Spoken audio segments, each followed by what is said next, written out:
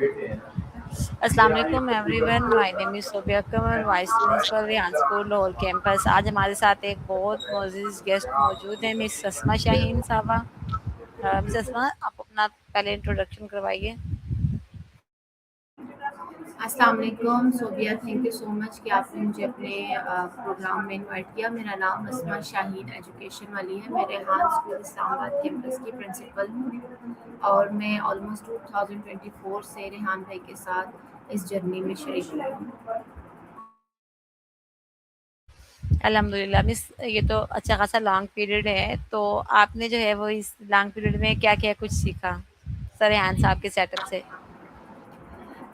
बहुत सारी चीज़ें सीखी। मैं 2010 से जो है एजुकेशन के फील्ड में थी, जिसमें मैंने मैनेजमेंट और बहुत सारी चीज़ें की हुई थी। दूसरे स्कूल में एज आ प्रिंसिपल ऑलरेडी 4 में मैं सर्व कर चुकी थी, बट टेक्नोलॉजी में मैं ज़ीरो थी। अगर आप कहें तो मुझे टेक्नोलॉजी का टी भी नहीं पता था। इवन के जो सोशल मीडिया अकाउंट्स जैसे नॉर्मल ह्यूमन बींग्स के होते हैं, पाकिस्तान में चिड़िया तोता की तस्वीर वाले हमारे भी वैसे ही थे, और हमने उनको सिर्फ रखा हुआ था कि कैसे इस पे ड्रामा देख सकते हैं, रील्स देख सकते हैं, टाइम वेस्ट कर सकते हैं। तो इन चीज़ों के लिए मैं अपने सोशल मीडिया अकाउंट्स को यूज़ करती थी। लेकिन 2.5 साल में मैंने रेहान भाई के जो टीचर्स ट्रेनिंग लेवल किए, फिर बच्चों से बहुत कुछ सीखा।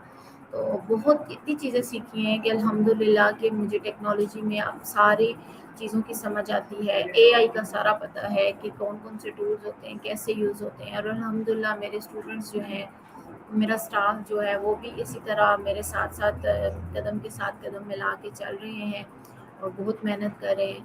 तो असल में जो हम कहते हैं ना कि ग्राफिक डिज़ाइनिंग, वीडियो एडिटिंग बहुत मुश्किल चीज़ें हैं, वो इसलिए कहते हैं कि हम प्रैक्टिस नहीं करते हैं। उसके साथ-साथ हम कहते हैं कि आर्टिफ़िशियल इंटेलिजेंस बहुत ही कोई मुश्किल चीज़ है, हैंडल नहीं हो सकेगी, ये होगा, ऐसे हो जाएगा। तो उसके साथ-साथ हम कहते हैं कोडिंग बहुत मुश्किल है, लेकिन ये तमाम चीज़ें तब तक मुश्किल होती हैं जैसे पहाड़ पे चढ़ना मुश्किल होता लग रहा होता है। जब हम चढ़ जाते हैं, कोशिश करते हैं, चलना शुरू करते हैं, तो फिर आसानी हो जाती है। बिल्कुल ऐसे ही है कि रेहान भाई ने हमें सिखाया कि आप प्रैक्टिस करना सीखें। तो जितनी प्रैक्टिस आप करते जाते हैं अपनी ज़िंदगी में, आपके लिए कोई काम भी मुश्किल नहीं रहता। मैंने बहुत कुछ सीखा है, अल्हम्दुलिल्लाह इतना सीखा है कि मैंने अपने आप को पहचानना सीख लिया, अपनी काबिलियत को देखना सीख लिया, और मेरे अंदर क्या सलाहियतें हैं, मैंने उसको जो है यहाँ आके सीखा और जाना। ये तो बहुत अच्छी बात हो गई। अच्छा मिस, आपने पहली दफ़ा जो है वो सोशल मीडिया कब इस्तेमाल किया? पहली दफ़ा जब मेरा इंटरव्यू हुआ था, तो मैं एक इदारे में प्रिंसिपल थी, और मुझे ये कहा गया कि आपने ना इंटरव्यू देना है। हम यहाँ पे इस्लामाबाद कैंपस के लिए प्रिंसिपल देख रहे हैं, तो आप हमें इंटरव्यू दें। मैंने इंटरव्यू दिया, तो जिन एचआर को मैंने इंटरव्यू दी, मुझे नहीं पता था कि ये इंटरव्यू लाइव जाता है, कहीं अपलोड होता है। मेरे माइंड में यही था कि क्योंकि बॉस यहाँ नहीं होते हैं, तो किसी भी कंट्री में बैठ के वो ये वीडियो देखेंगे और मेरा इंटरव्यू सुनेंगे।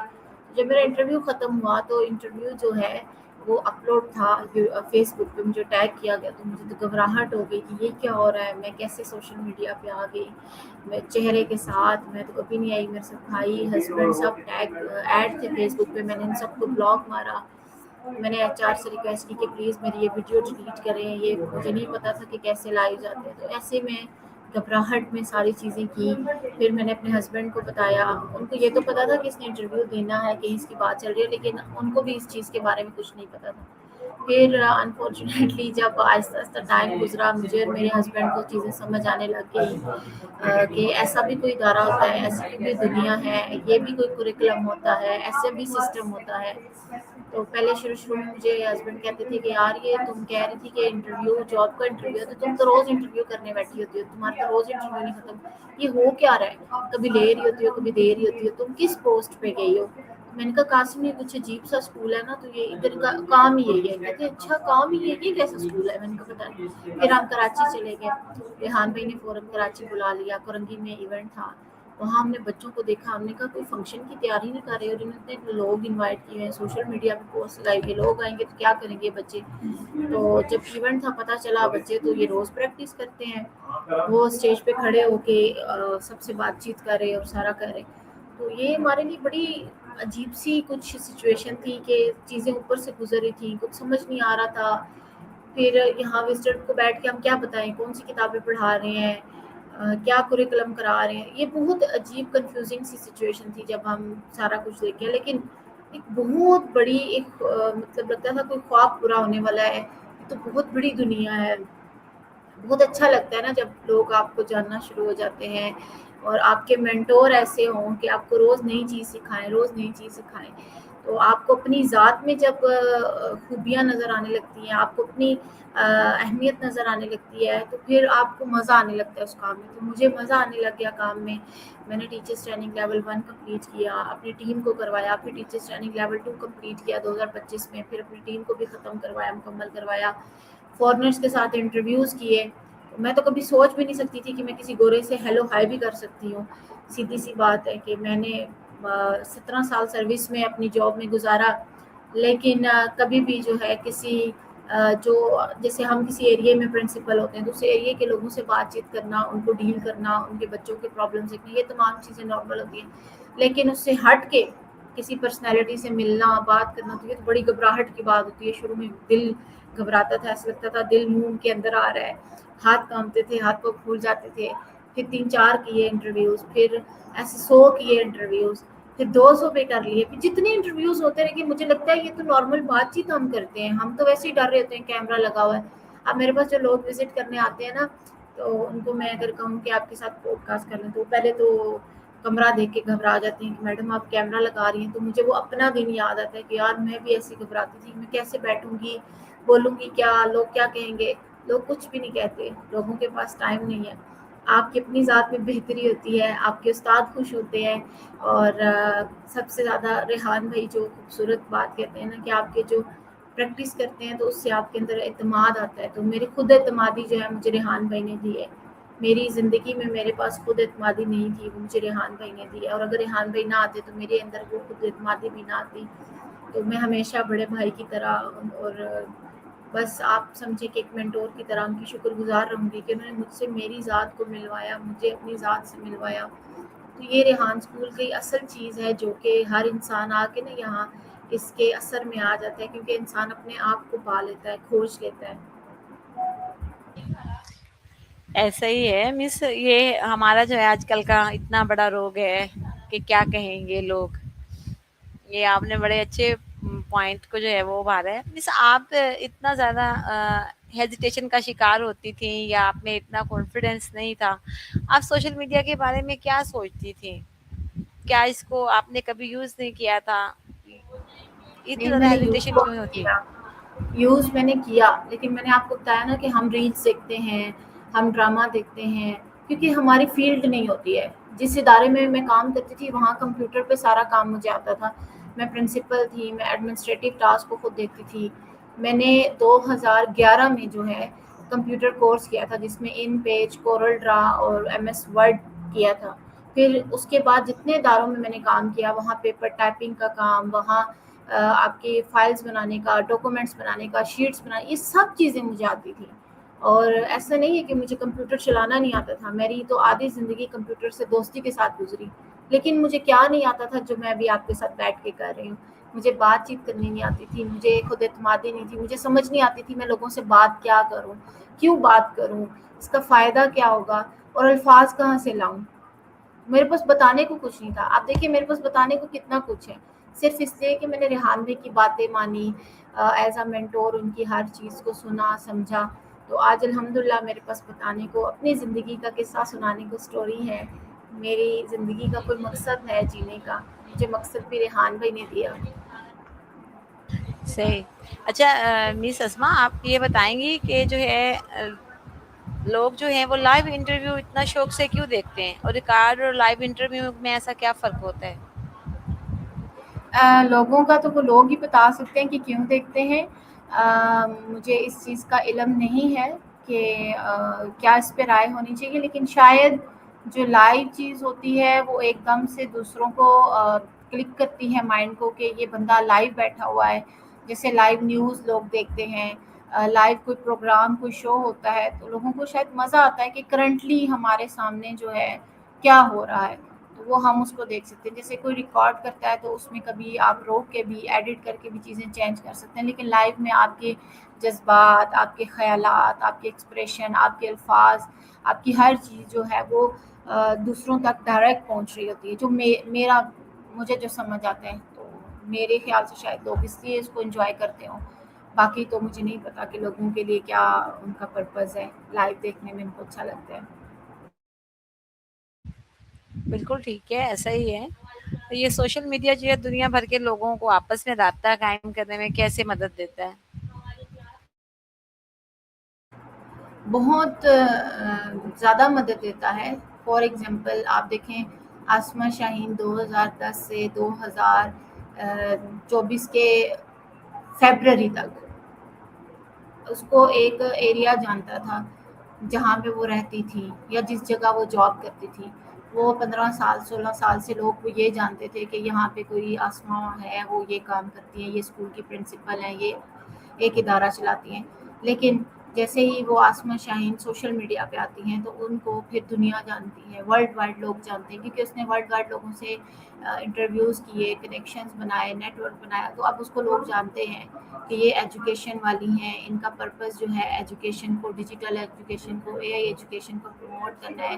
ریحان بھائی کی یہ اسٹوڈنٹ ہیں. تو اس طرح لوگ آپ کو جانتے ہیں. تو دیکھیں آپ اس سے کتنا فائدہ بنتا ہے کہ آپ کے جو ہے انٹرنیشنلی, نیشنلی اور کہاں کہاں آپ کے کنیکشن بن جاتے ہیں. تو اس کا فائدہ یہ ہے کہ لوگ آپ کو زیادہ جاننا شروع ہو جاتے ہیں. تو یہ فائدہ ہونا چاہیے کہ سوشل میڈیا کا صحیح پرپز ہمیں بتایا نہیں گیا, سکھایا نہیں گیا. جس کو زندگی میں اس کا صحیح پرپز سمجھ آ جاتا ہے پھر وہ اپنا ٹائم کل کرنے کے بجائے اس کو یوٹیلائز کرتا ہے اور اس سے فائدہ اٹھاتا ہے. ٹھیک ہے مسز اسما, جیسے کہ آپ نے ہمیں بتایا کہ آپ کا جو ہے وہ سیلف کانفیڈینس بڑھا انٹرویو کرنے سے, تو کیا آپ ہمیں یہ بتا سکتی ہیں کہ آپ نے جو انٹرویو کیے وہ ریکارڈڈ ہوتے تھے یا لائیو ہوتے تھے, اور اگر لائیو ہوتے تھے تو اس سے پہلے آپ کو کس طرح تیاری کرنی پڑتی تھی؟ اچھا, میرے جو شروع میں تھے نا انٹرویوز, پہلے میں نے کوئی ٹیچرس ٹریننگ نہیں شروع کیا تھا. اس ٹائم تک ٹیچرس ٹریننگ اس طرح مینڈیٹری نہیں تھا اسٹاف کے لیے. تو میں نے کیا کیا, میں ایسے ہی جو لوگ آتے تھے ان کے ساتھ ویڈیو ریکارڈ کر لیتی تھی, پوڈ کاسٹ بچوں کے ساتھ کرتی تھی. بچوں کے انٹرویوز پہلے میں نے زیادہ کیے. بچوں سے انٹرویو کرنا بہت آسان ہوتا ہے, آپ کے لیے سوال بہت زیادہ ہوتے ہیں. پھر آہستہ آہستہ جب آپ کی ہیزیٹیشن ختم ہو جاتی ہے, تو کیونکہ میں پرنسپل ہوں, میرے پاس جب لوگ آتے تھے تو انفارمیشن لیتے تھے. ریحان بھائی کو میں نے دیکھا, ریحان بھائی شروع میں جب یہاں آئے تھے تو لوگوں کو بیٹھ کے نا کوئی بھی بات کیمرے کے بغیر نہیں کرتے ریحان بھائی. تو میں نے پھر لوگوں کے ساتھ بیٹھ کے کیمرے پہ بات کرنا شروع کر دی. تو اس وجہ سے آہستہ آہستہ خود بخود ہی وہ ہیزیٹیشن ختم ہو گئی. مجھے زیادہ لائف میں اس لیے مزہ آتا ہے کہ آپ کو بعد میں اپلوڈ کرنے میں کوئی دقت نہیں ہوتی, آپ کی فوراً سے ایک کام کمپلیٹ ہو جاتا ہے. اور اگر آپ نے کوئی ویڈیو ایڈٹ کرانی ہو تو پھر آپ لائیو نہ کریں, آپ ریکارڈڈ کریں, پھر ویڈیو ایڈٹ کر کے تو اپلوڈ کر دیں. تو دونوں چیزوں میں ہی مزہ ہے. آپ کی اپنی چوائس ہوتی ہے کہ آپ کس چیز کو زیادہ جو ہے آسان دہ سمجھتے ہیں, آرام دہ سمجھتے ہیں. کیونکہ میرے پاس ٹائم کم ہوتا ہے تو میں پھر لائیو کر لیتی ہوں زیادہ تر, اور یہ لائیو میں بہت ٹائم سے کرتی آ رہی ہوں. ٹیچرس ٹریننگ میں زیادہ تر میں نے لائیو کیے تھے, ان کو ڈاؤن لوڈ کر کے تو پھر یوٹیوب پہ اپلوڈ کر دیتی تھی, اور اسی طرح کرتی رہتی ہوں. تو اگر لائیو انٹرویو کے درمیان میں کوئی تکنیکی مسئلہ پیدا ہو جائے تو پھر کیا کرنا چاہیے؟ ہوتا ہے, بہت زیادہ ہوتا تھا مجھے بھی کہ آپ کا انٹرنیٹ ڈسکنیکٹ ہو جاتا ہے. تو اس طرح یہ ہوتا ہے کہ اگر آپ کا کسی کے ساتھ لائٹ چلی جاتی ہے, میرے ساتھ بہت ایشوز ہوتے تھے, لیکن میں گھبراتی نہیں تھی. میں ریلیکس ہو کے گیسٹ کو میسج کر دیتی تھی کہ بھائی میرا یہ ایشو آ گیا ہے, تو ہم اس کو اگر تو یہ سالو کر سکتے ہیں آپ کے. میں موبائل سے کنیکٹ کر لیتی تھی اپنے لیپ ٹاپ کو, وائی فائی دے دیتی تھی, ٹارچ آن کر کے بیٹھ جاتی تھی. تو میں کہتی تھی کہ آپ ظاہر ہے ہم پاکستان میں رہتے ہیں, سب پاکستانی ہیں, اور اس چیز کو ہم سب ہی فیس کر رہے ہیں. تو ایون میرے فورنرز کے ساتھ بہت دفعہ انٹرویوز ہوئے, میں نے فورنرز کے ساتھ 60+ انٹرویوز کیے ہوئے. تو جب بھی ان کے ساتھ انٹرویوز ہوتے تھے تو اکثر کیونکہ رات کو ہوتے تھے, شام کو پاکستان میں تو اسٹینڈرڈ ٹائم ہوتا ہے لائٹ جانے کا, اب کم ہے, پہلے بہت زیادہ ہوتا تھا. تو پھر ہم کیا کرتے تھے کہ میں ٹارچ آن کر لیتی تھی, ہسبینڈ ٹارچ آن کر دیتے تھے, اور ٹھیک ہے بھائی تھینک یو, اور پھر میں جو ہے انٹرنیٹ موبائل سے کنیکٹ کر کے تو پھر بھی انٹرویو دیتی رہتی تھی. موبائل سے جوائن کر لیتی تھی کیونکہ موبائل میں تو پیکج ہوتا ہے. مطلب آپ نے نا ہمت نہیں ہارنی ہوتی ہے. میرا جب ریحان بھائی کے ساتھ تیسرا انٹرویو تھا نا, تو میں جاگ رہی تھی رات کو، ہمارے کزنس آئی ہوئی تھی، تو ریحان بھائی زیادہ تر رات کو آن لائن ہوتے ہیں، تو انہوں نے مجھے میسج کیا تقریباً 2:30 پونے 3 بج رہے تھے، اور کہتے ہیں کہ بیٹا آپ میں کوئی سیشن کر رہا ہوں اس میں آپ آ سکتی ہیں۔ میں نے کہا ٹھیک ہے ریحان بھائی، ویسے بھی ہم بیٹھ کے گپ شپ کر رہے، کہتے ہیں کہ آپ جو ہے جاگ رہی ابھی تک، میں نے بتایا کس طرح کزنس آئی ہوئی ہیں سب، ہم بیٹھے بات چیت کر رہے تھے، میں نے موبائل سے جوائن کیا۔ اب جیسے ہی میں نے جوائن کیا ساتھ ہی لائٹ چلی گئی۔ اب میں نے موبائل کا انٹرنیٹ آن کیا، میں نے اپنی کزن کو کہا، اس نے ٹارچ پکڑی اور میں بھاگی نہیں، مطلب انٹرویو چھوڑ کے۔ تو ریحان بھائی نے اس دن میری تعریف کی تھی، انہوں نے کہا بیٹا یہ زیادہ سے زیادہ انٹرویو کیے، تم اب کانفیڈنٹ ہو چکی ہو۔ اصل میں نا مسئلہ مجھے لگتا ہے جب مجھے جو شروع میں میرے ساتھ ہوتا تھا، جب مجھے انٹرویو میں خود گھبراہٹ ہو رہی ہوتی تھی، ڈر لگ رہا ہوتا تھا نا، تو میں شکر کرتی تھی کہ چلو لائٹ چلے گی، نیٹ بند ہو گیا، میری جان چھوٹ گئی۔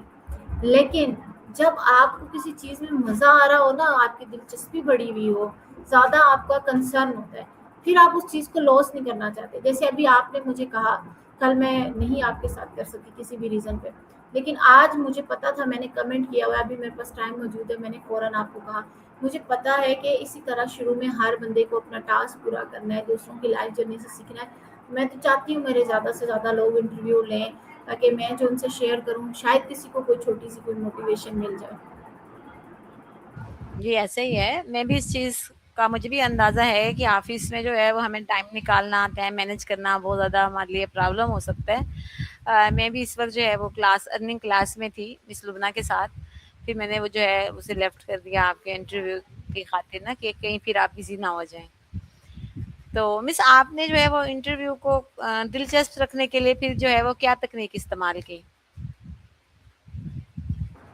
کوئی نہیں، بس آپ کو ریئل باتیں کرنی ہے، مطلب کتابی باتوں میں جیسے ہم ہوتے ہیں نا، کوئی سوالات بنا لیتے ہیں، جیسے پروفائل دیکھ کے میں صوبیہ وی این والی کی بنا لوں کوئی سوالات، میں کہوں صوبیہ آپ نے ڈگری کہاں سے حاصل کی، اچھا آپ نے اس میں کیوں ڈگری لی، وہ مطلب بورنگ باتیں نہیں کرتی تھی میں جس کا انٹرویو کرتی تھی میں ان سے پوچھتی تھی کہ ایسی کوئی چیز، جیسے آپ میرا انٹرویو لے رہی ہیں، کسی بات میں سے ہی اگلی بات کو نکالنا، مطلب آپ اگر مجھے صوبیہ بتا رہی ہوں گی اپنے بارے میں کہ میں نے یہ کام کیا، تو اسی میں سے اگلی بات کیسے کرنی ہے۔ اصل انٹرویو یہ پرپز ہوتا ہے کہ آپ جو ہے کہ جو سوال بنائے جائے نا، مجھے اس میں مزہ نہیں آتا، جو میری وہ ہے، میں کہتی ہوں جو سوال کے ساتھ جڑے ہو نا وہ مزہ کرتے ہیں، پھر وہ بندے کو دلچسپ بناتے ہیں، اس انٹرویو کو دلچسپ بناتے ہیں۔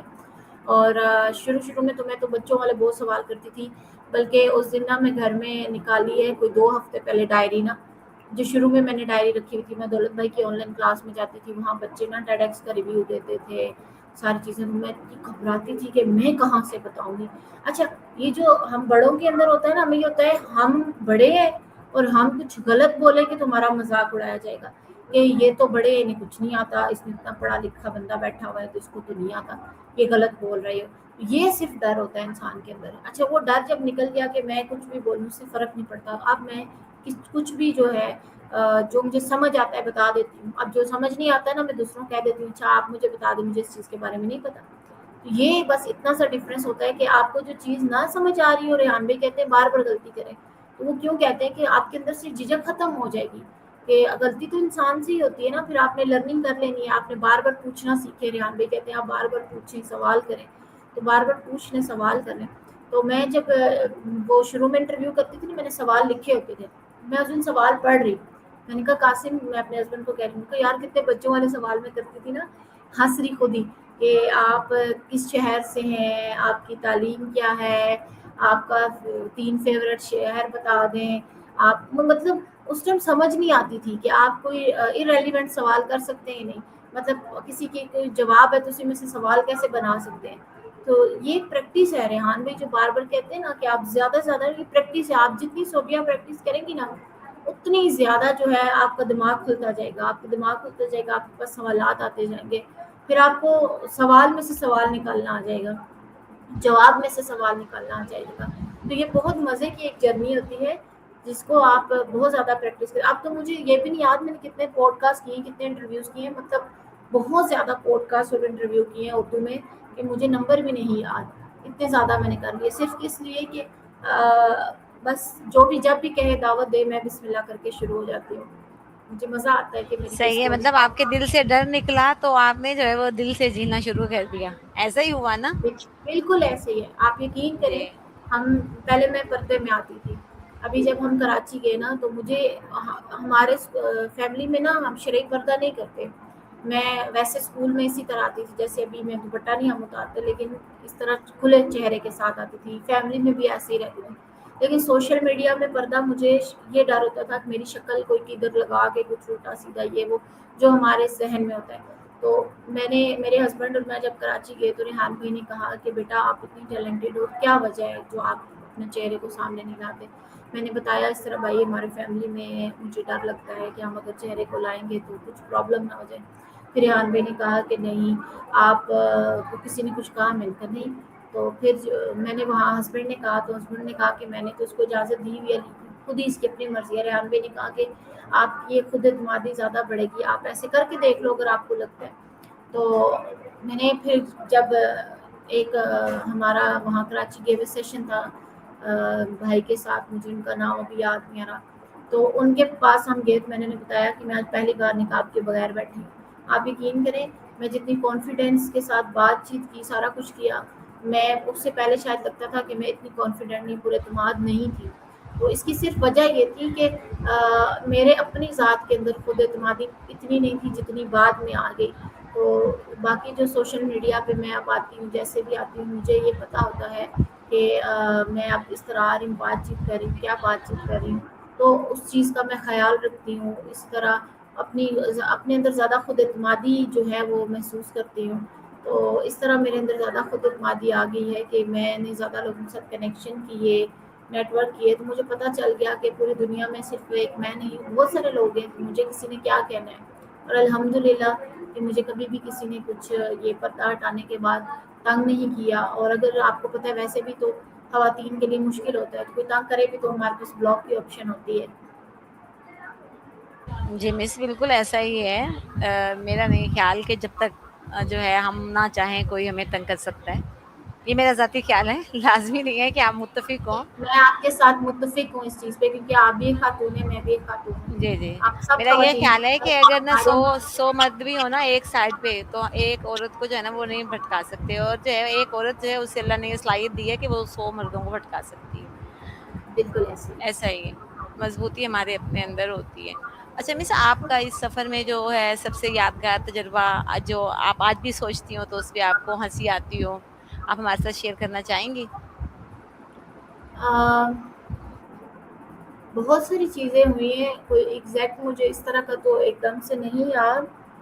لیکن یہ جو سارا سفر ہے اس میں میں یہ چیز ضرور آپ سے شیئر کرنا چاہوں گی، کیونکہ آپ ماشاء اللہ سے لاہور کیمپس کو ایز اے وائس پرنسپل دیکھ رہی ہیں. میں لاہور بھی آئی ہوئی ہوں، لاہور کیمپس کے بعد پہلے جو ہے میں آئی تھی وہاں پہ.